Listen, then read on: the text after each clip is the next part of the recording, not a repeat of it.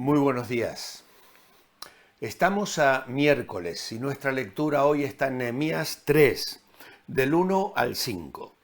Entonces se levantó el sumo sacerdote Eliasib con sus hermanos los sacerdotes y edificaron la puerta de las ovejas. Ellos arreglaron y levantaron sus puertas hasta la torre de Amea y edificaron hasta la torre de Ananel. Junto a ella edificaron los varones de Jericó, y luego edificó Sacur, hijo de Imri. Los hijos de Senaa edificaron la puerta del pescado. Ellos la enmaderaron y levantaron sus puertas con sus cerraduras y sus cerrojos. Junto a ellos restauró Meremot, hijo de Urías, hijo de Cos, y al lado de ellos restauró Mesulam, hijo de Berequías, hijo de Sebaal. Junto a ellos restauró Sadoc, hijo de Baana, e inmediato a ellos restauraron los tecoitas, pero sus grandes no se prestaron para ayudar a la obra de su Señor. Hoy hemos leído el pasaje bíblico. Mañana y pasado creo que no lo vamos a hacer, son muchos nombres y espero que vosotros, con un poquito más de tiempo, le dediquéis la lectura merecida en vuestras casas. Como comentario hoy podríamos decir que hemos llegado al capítulo central del libro de Nehemías, la construcción del muro, o podríamos llamar también la reconstrucción del muro. ¿Dónde comienza la obra?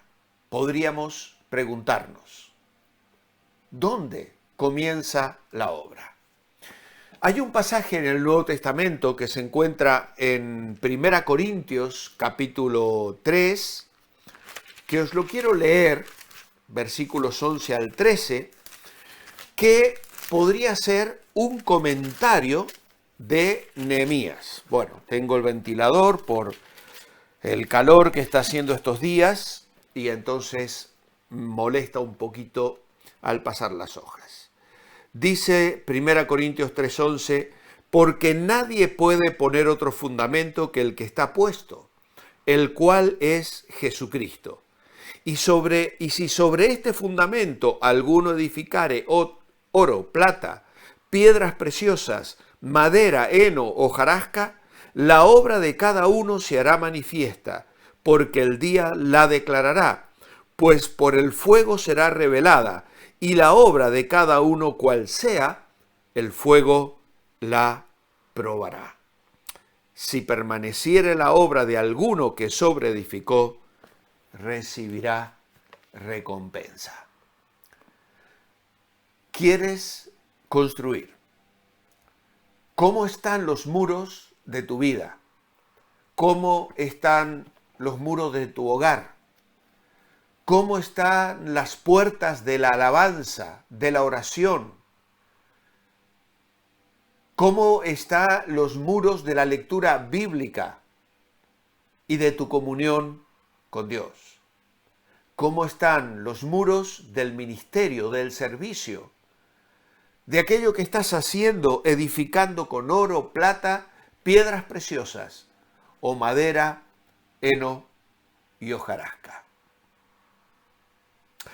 Como hemos leído en Nehemías, el trabajo comienza en la puerta de las ovejas y sigue al contrario de las agujas del reloj.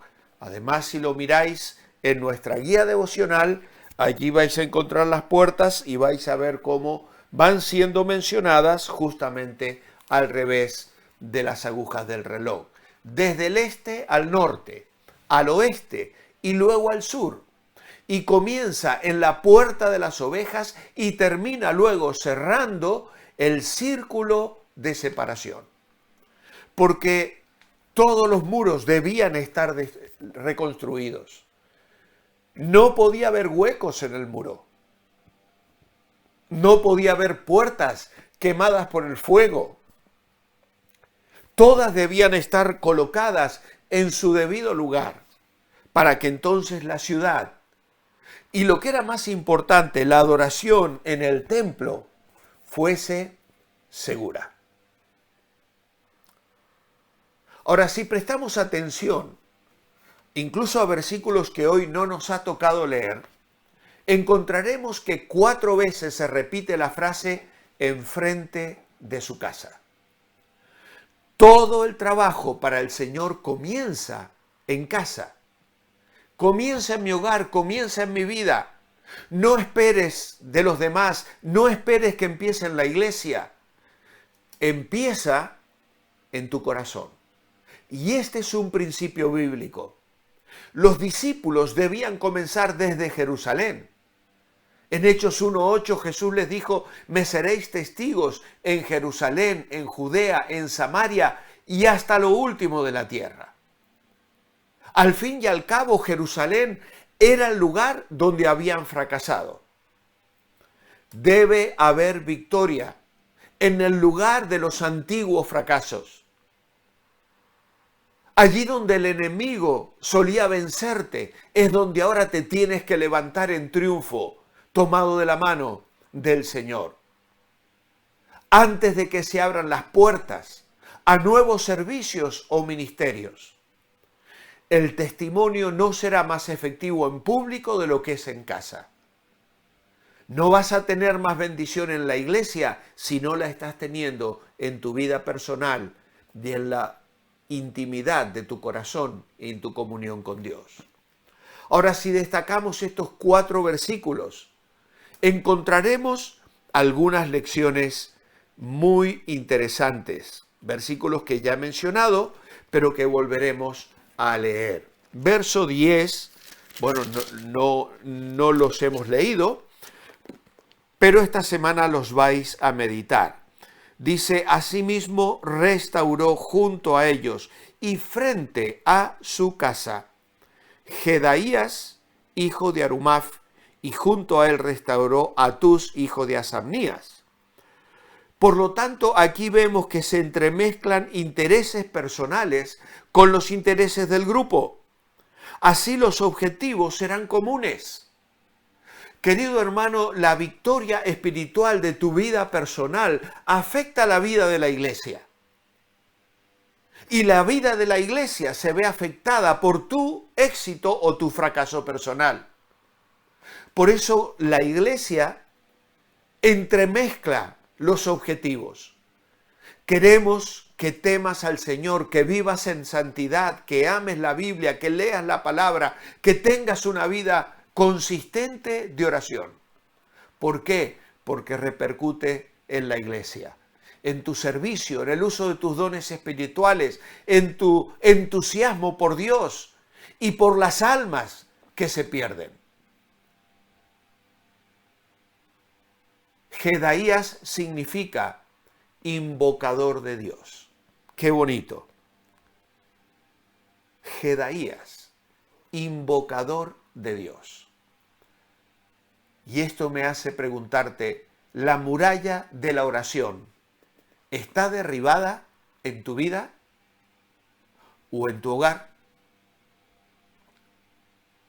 Luego tenemos el versículo 23. Después de ello restauraron Benjamín y Asub frente a su casa. Benjamín significa el hijo de mi mano derecha o el que está para protegerme. ¿Cómo está la muralla de protección en tu vida? En el Salmo 27, versículo 1, el salmista dice, el Señor es mi luz y mi salvación, ¿de quién temeré? El Señor es la fortaleza de mi vida, ¿de quién he de atemorizarme? Solo la realidad de la presencia del Señor en tu vida puede traer seguridad absoluta contra las distintas formas en las que el enemigo aparezca, en las que el enemigo se acerque intentando hacerte daño. Estás seguro en Dios, estás protegido bajo su presencia adentro, a tu alrededor, arriba, debajo, delante y detrás de ti. Luego encontramos el versículo 29 y aquí se menciona a Sadac. Después de ellos restauró Sadoc, hijo de Imer, enfrente de su casa. ¿Sabes qué significa Sadoc? Sadoc significa justicia. ¿Cómo está la muralla de la integridad en tu vida? Es cierto, en Romanos 5 se nos dice que el Señor es nuestra justicia. Justificados pues por la fe, tenemos paz para con Dios. Pero luego en Romanos 6 se nos habla de que tenemos que presentar nuestros miembros a Dios como instrumentos de justicia, porque antes eran instrumentos del pecado. ¿Hay integridad en tu vida, en tu casa, en tu trabajo, en el colegio, con tus amigos, en el vecindario? ¿Eres una persona que vive con integridad? Y luego tenemos el versículo 30. Tras él Ananías, hijo de Selamías, y Anún, hijo sexto, restauraron otro tramo. Después de ellos restauró Mesulam, hijo de Berequías, enfrente de su cámara. Este ni siquiera tenía casa, simplemente una cámara, un lugar donde habitaba. A lo mejor era lo único que tenía, pero estaba completamente dedicado al Señor. Él quería que el muro cerca de su cámara estuviese en las condiciones que necesariamente debían estar. Este Mesulán era hijo de Berequías, y Berequías significa el Señor lo ha bendecido. Eso es lo importante. La bendición del Señor. No importa lo demás, lo que soy o lo que tengo. Lo que importa es vivir bajo la bendición del Señor.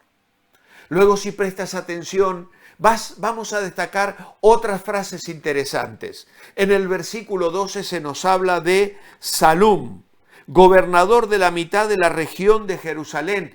Él con sus hijas restauró el muro. Maravilloso detalle que recalca Nehemías. El nombre de este señor significa recompensa. Luego en el verso 20 se nos habla de Baruc, hijo de Sabai, que con todo fervor restauró otro tramo. Llamó la atención de Nehemías, que hizo el trabajo de una forma que destacó por su entusiasmo y compromiso. Qué hermoso, qué bonito. Pero finalmente el versículo 1, el sumo sacerdote Eliasib. Es la primera persona mencionada que se puso a trabajar con todas sus fuerzas para ayudar en la obra. El que llevaba la mitra es el primero en tomar las herramientas. Nada en el servicio a Dios es indigno o de poca estima.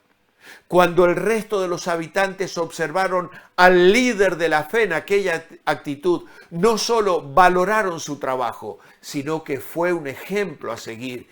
Y ese es el ejemplo que dio el Señor Jesús. Encontramos no solo el ejemplo de los sacerdotes, sino la unidad. Junto a ellos se edificaron los de Jericó. La participación en unidad en la que cada uno hace su parte. No había que dejar ninguna brecha en el muro, había que colaborar unidos para que el enemigo no pudiera entrar. En Juan capítulo 17 vemos la importancia de esto en la oración de Jesús. Y finalmente, la humildad. Que no tuvieron, dice el verso 5, los grandes, los nobles, los señores de Tecoa, no se prestaron para ayudar a la obra del Señor. No eran nobles, eran grandes, pero eran vagos, haraganes. No dieron su apoyo al proyecto de construcción. En todo grupo hay quienes piensan que son demasiado sabios o importantes para trabajar arduamente. Hay ocasiones en que lo ideal es ignorarlos. Nehemías no gasta tiempo intentando convencerlos, simplemente queda registrada su actitud. Mi oración escrita esta mañana. Amado Padre, queremos servirte con alegría. Levanta creyentes con ganas de trabajar, que desde sus hogares comuniquen amor por tu persona y tu obra, y te amen y sirvan con con excelencia, amor y dedicación. En tu nombre, amén. Os espero mañana jueves. Manteneos bendecibles.